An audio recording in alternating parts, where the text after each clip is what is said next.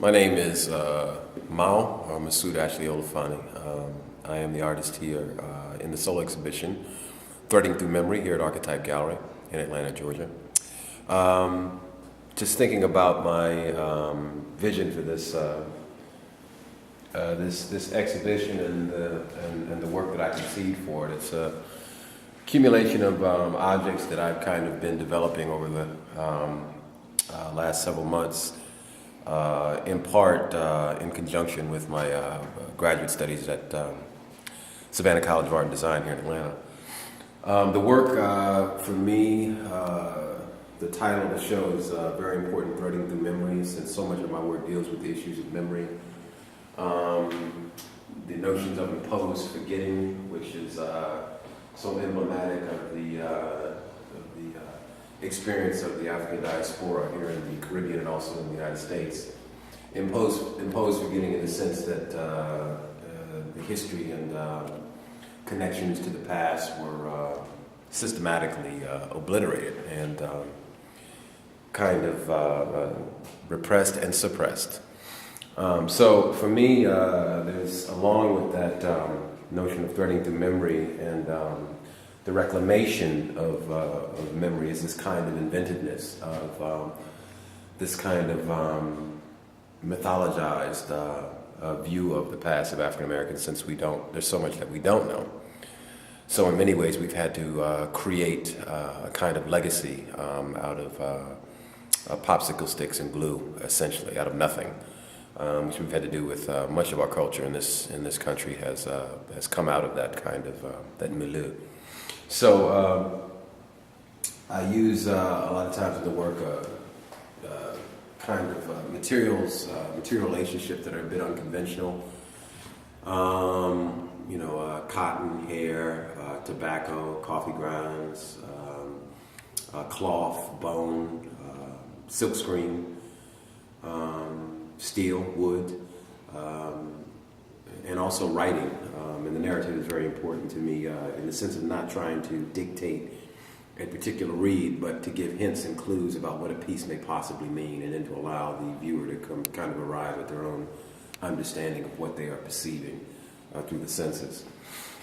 So the use of those unconventional materials, the ones that I just briefly described, of course, they have a lot of their connectedness to the history of agricultural production in this country vis-a-vis the slave population, and the connectedness that black culture has to things like raw sugar and coffee and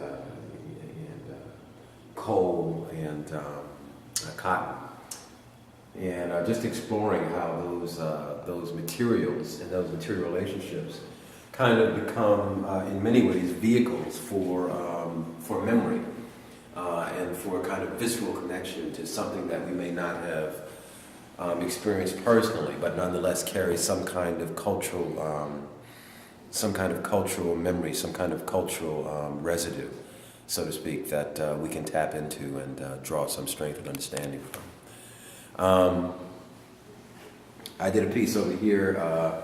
This piece is literally titled Residue.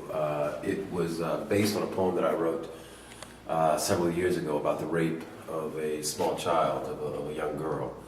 And the poem is an allusion to that. It kind of describes that event, hopefully without being too didactic, but nonetheless, I wanted to create a kind of visceral experience, strip the piece clean, so the only thing I'm showing is the raw pillow, and these found wooden strips with nails embedded in them. So it was kind of about really trying to strip something that was so powerful and so haunting down to its bare essentials, and have that be descriptive of the turn of events. So I also have been doing some work with kind of forms of movement, boat forms, if you will, or vehicles of motion.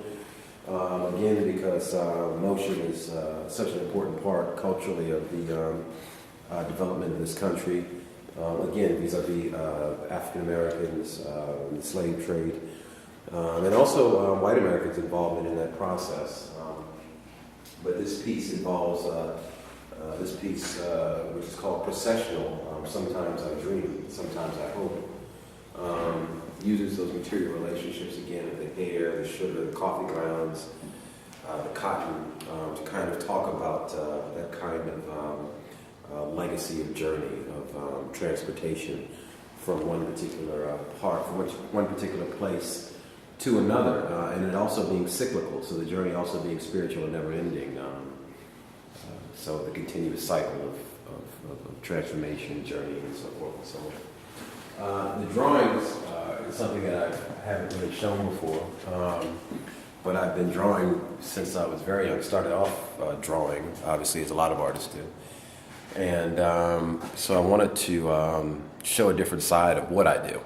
And these are some charcoal drawings of some individuals that I have kind of created in my own mind's eye. And some some indicators of their life experience and what that means to us, the viewer, and then also to them.